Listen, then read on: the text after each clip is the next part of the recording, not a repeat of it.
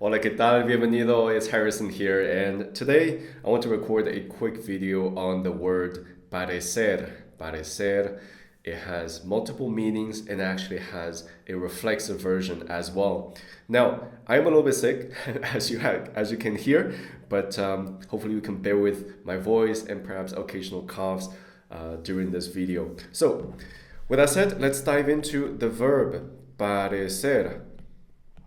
Parecer, first of all, it's an irregular verb, but not irregular in all forms, but in particularly in the first person singular form, which is parezco, yo parezco, in particular in the present tense, obviously. So if you're just starting to learn Spanish, I would say this is the only irregular form that you need to be familiar with, because although it's also irregular in subjunctive forms, but it's for more advanced learners. So, with that said, let's dive into the meanings. It has several meanings, so let me write down each of them. The first one is to look like. To look like. For example, this dark shadow looks like a dog, looks like a person. Parece un perro. Un perro, okay? Looks like a dog. Or you can also use it to express things like you look sad, you look happy. For example, pareces triste. ¿Qué pasó? Okay, you can use that for some situations. Pareces triste, pareces preocupado, pareces ansioso, perhaps. So, first one, to look like, perhaps I would add to seem as well. Now, the second one is you can use it to express opinions. Parece que. Parece que. Parece que va a llover. Seems like it's going to rain. Parece que. It's very important that we add que right here, because after that it wouldn't make sense. Third one is to express opinions. Me parece, that's a very commonly used form. Me parece, and you can add me parece bien, me parece genial, me parece caro, for example. It seems expensive to me. Me parece interesante. There are many adjectives that you can use. Me parece aburrido, it seems boring to me. So that's me parece. Now, there are two small things I want to point out on top of this. First one, obviously, me parece is it seems, for example, it seems good to me, right?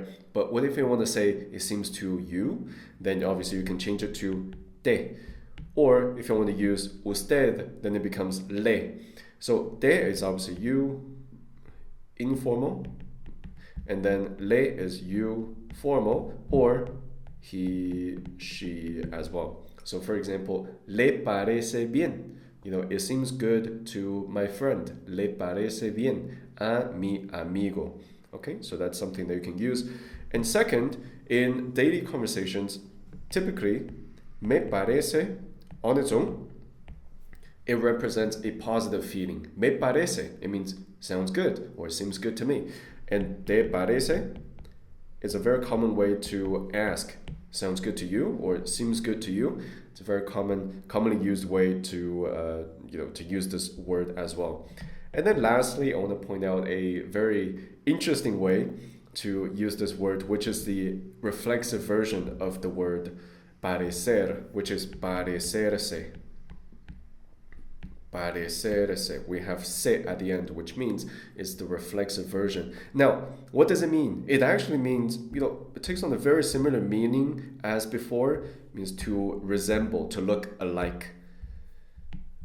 To look alike. To resemble. For example, I look like my brother. Me parezco a mi hermano. I look like my brother, or I resemble my brother. Or you can say, we look like each other. We look alike. Nos Nos parecemos. Parecemos porque somos hermanos. That's another way, right? Give you another example. ¿Te pareces a tu papá? Do you look like your father? ¿Te pareces a tu papá? So this is, pretty much follows the regular reflexive verb usage. We first conjugate the reflexive pronoun, basically se. If we're talking about me, then it's me. If it's we, then it's nos. If it's you, then it's te. If it's third person, plural or singular, it's se, right? And then we conjugate parecer in the correct form as well. And something important to point out is that if we're using it with a person, it's important to add the personal a as well. A mi hermano, a tu papá. Okay? So that's pretty much all you have to know for now about the verb parecer and its reflexive version, parecerse. Perhaps I'll just throw in a quick bonus here. There's actually an adjective that stems from this verb, which parecido, okay? It means similar, right? Parecido. Okay, so that's it for this video. And actually, I have a quick announcement to make because on January 19th, which is in just a few days, because today is January 16th, on January 19th, 3 p.m.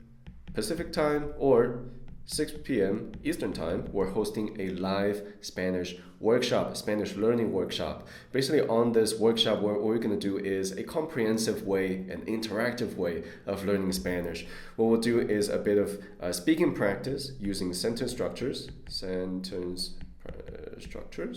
then we'll do listening practice. We'll do a open Q&A.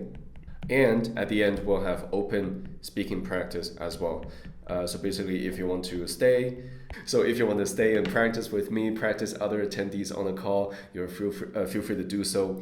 This is a very special call for me because this is the first time that we take something only for our private members, open to the public as well. So I'm gonna link the registration link down below. If you're interested, feel free to grab a ticket as well because we're only limiting the seats to 30 tickets.